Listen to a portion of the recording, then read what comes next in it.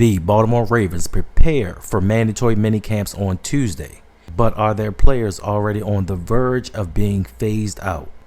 Do the Ravens have a kicking problem now that Justin Tucker is no longer on the team? And even though Baltimore has one of the best rosters in the NFL, what deficiencies do they have left? All this and more coming up now. But first, Ravens fly, let's fly. Happy Father's Day to all the fathers out there in the world. And I know that for the most part, it's not a real celebrated day. It's not so much fanfare that we get with Mother's Day, but it is a day for celebration. And what better gift for us fathers than this week starting the beginning of mandatory minicamps where all of the players supposedly should be there to participate to make this Baltimore Ravens team better, to make our Baltimore Ravens team the best team that it can be going into the 2025 season. So starting this Tuesday, all the Ravens will gather to begin to formulate what this team is going to be like, to put in place the foundation, the structure of all that is to go on so the Ravens can go into the 2025 season and finally win that Super Bowl. But before we even dive into that, we're going to look over some things that happened during the OTAs and just some thoughts that I took away from everything that happened over the last few weeks.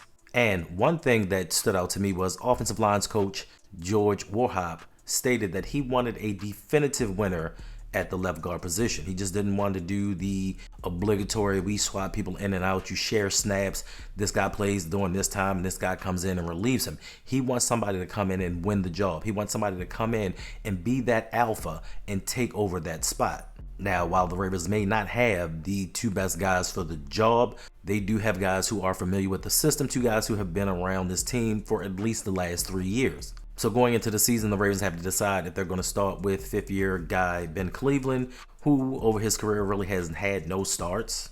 He's got minimal playing time, and the Ravens kind of lost faith in him. So it leads me to the question, why did they even re-sign him if he's not going to get a fair opportunity? And then we have 7th-round pick Andrew Voorhees, who's entering technically his 3rd year. He started 3 games last season before getting hurt and being replaced by Pat McCarr. So these are the two gentlemen that the Ravens are going to roll with right now to protect Lamar Jackson and open up holes for Derrick Henry. The second thing that I came away with was Coach John Harbaugh stating that he wouldn't mind adding another piece, another player at the cornerback position. This is a position that's long been desired by the Ravens to have more than they needed just in case of injury. And we started off with a bang because the recently signed Chidobe Awuzie is already injured. This is one of the fears that I had coming into the season, that Awuzie would not be able to remain healthy because he has not over the last few seasons. And I know that the Ravens have young guys like TJ Tampa, who was injured last season as well, didn't get many snaps on defense. They have recent draft picks,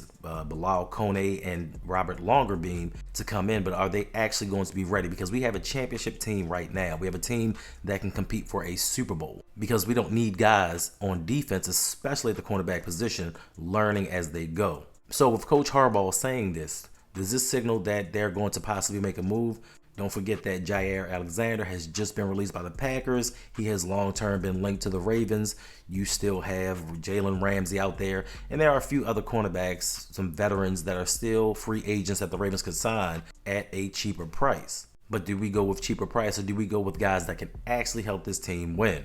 I don't think that this is the season that the Ravens should think about frugality and think about the minutiae of the fiduciary responsibilities that they have. Listen, you have most of your core pieces set. So if for one season, just one season only, the Ravens decide to go all in and bring in the best talent, the best competition that they have, it would make things a lot easier for Lamar Jackson, especially defensively if the Ravens can get guys that can create turnovers. So don't be too surprised if the Ravens, especially this week with mandatory minicamps beginning, trading for or bringing some guy in for a tryout to make this team. And speaking of guys actually making this team, there are some bubble players, there are some fringe players. Not everybody can make this team, especially when you bring in 10, 11 draft picks each and every season. And one of the guys that I think may be on the bubble, one guy who they're trying to figure out what his role is going to possibly be on this team, is going to be David Ojabo. And Ojabo's entering the last season of his contract. But where does he fit in the scheme of things? I mean, the Ravens do already have Odafe Owe. They have Tavius Robinson. They have Kyle Van Noy. You have Adisa Isaac and the recently drafted Mike Green. So where does he fit into this combination? Where does he fit into the rotation of how the Ravens are going to use him? This may be his last and only shot during this mini camp, during the training camp, to prove that he belongs on his team, because just by sheer numbers alone, he could be a camp cut. And I think that after a few years, you can only live off a promise for so long.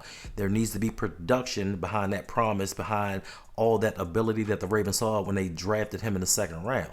But there have been times, there have been a lot of surprises when guys in a contract year have actually balled out because they know this is their last chance, or maybe just their first opportunity to make some real money. But for David Ojabo, it's not even about making money. It's about him sticking with this team if this is where he truly wants to be. All right, to take a break from the action for a minute, it has been brought to my attention that some of you guys are not subscribed to the channel. You are watching the videos, which I am grateful for, up in my views. I do appreciate that and helping with the growth, but 58% of you guys are not subscribed. So if you could hit that button, just pow, hit that button, help this channel to grow. I promise you, we will do better, we will do more. The more that we grow, the more that we have an opportunity to do for you guys that help me get to the position that I am. There will be more prizes, more giveaways. There will be more audience interaction and suggestions from what you guys want from me. So I promise you, help me to get to where I need to go, because we're trying to hit that 10,000 subscriber mark and I need you guys to do it.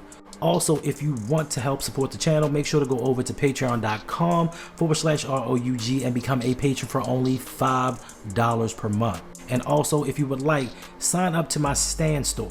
I finally got my stuff together and revamped the store and added some things. So if you're trying to grow on social media, if you're trying to grow a business, I have some tools and tricks there for you to utilize. It is something there for everybody. And just to show you how much I appreciate what you guys have done for me, once you go to the store, there is a free download to help you start and grow your email list. So if you're serious about starting a business, becoming an entrepreneur, this is the guide to help you get those emails, to help you start those steps of building your business and finding financial freedom. So once again, I appreciate the support. Let's continue to grow. It's us together. Now back to the video.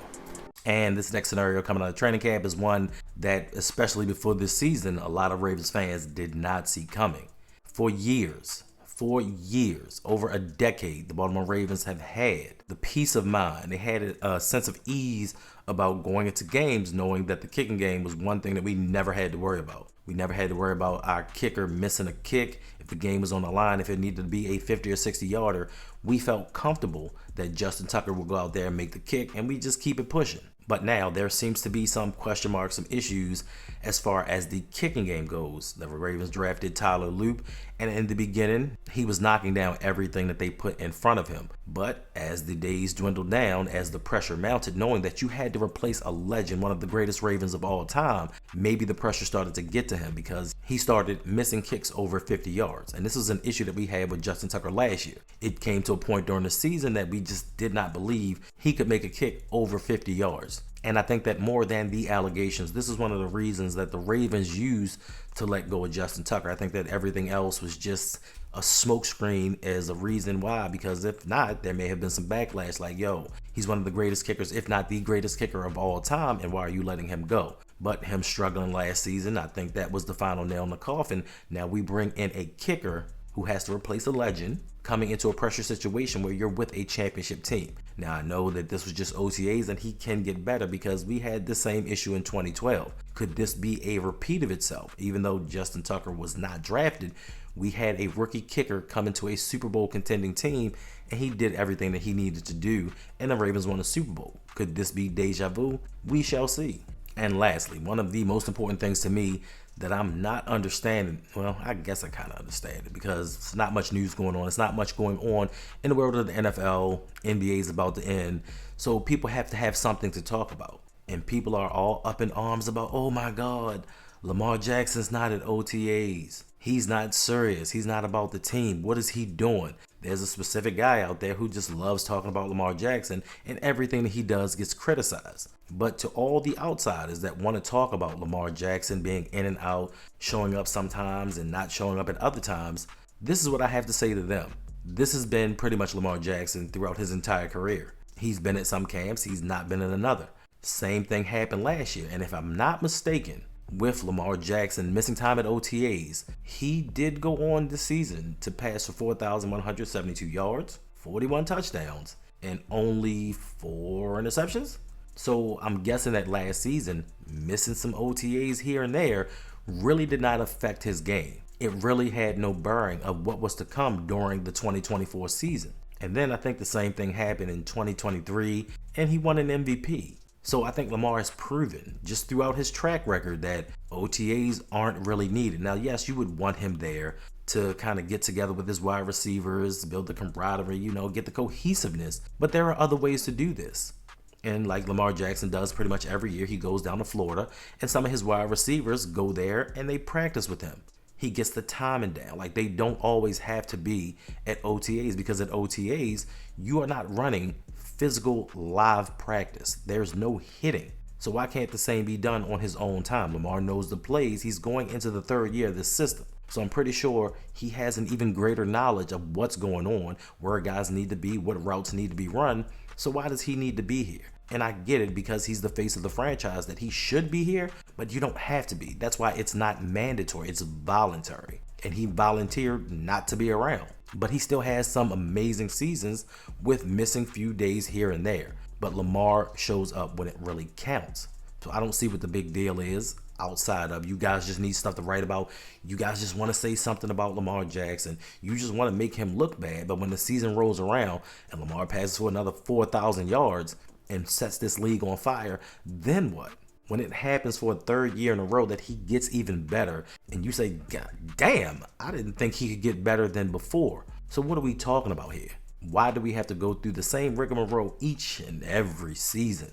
Let that man be. He's not bothering anybody. He's clearly putting in the work if you look at what he does statistically each and every year. So let's let sleeping dogs lie. Find somebody else to write about. Write about why that guy isn't at his team's OTAs, because there are some other quarterbacks that for over the past few years have not been showing up, but they don't write about it like they write about Lamar Jackson. So my thing is, get your shit together. Get yourselves together and find some other stuff to write about. So all in all, going from OTAs to mandatory minicamp, we have training camp right around the corner, and the Ravens have few kind of issues or concerns regarding this team. And those concerns are going to be who's going to play that third cornerback slot opposite of Nate Wiggins and Marlon Humphrey. Who's going to start opposite of Roquan Smith, because we haven't had that position locked down since Patrick Queen left. What are they going to do with the guard position, especially left guard, when it comes to Ben Cleveland and Andrew Voorhees? And what are they going to do about kicker? So with these four things being said, we have mandatory minicamps where there's going to be some live action, and we're going to get a better look and a better composition of what the Ravens are going to look like going forward. I'm not going to say that it's a concern, because it's early. It's very early. The Ravens still can make some moves. There's still a lot of quality free agents on the streets that the Ravens can use to kind of come in and alleviate the pressure on some of these young guys, so that they don't have to come in and feel like they have to do better than what they actually can do.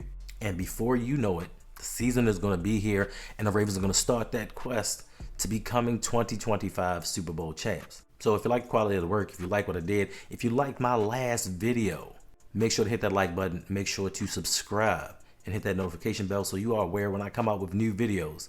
Season's about to start, the video's about to be coming fast and furious, maybe, depending on the news. But if you like what I'm doing here, please help this channel to grow, because the more that we grow, the more that we do. As you can see, I try to expand the editing game to give you more visually pleasing videos, try to do some deep dives into some other things other than just regular Ravens news. And if you like that, just show your appreciation by hitting that button.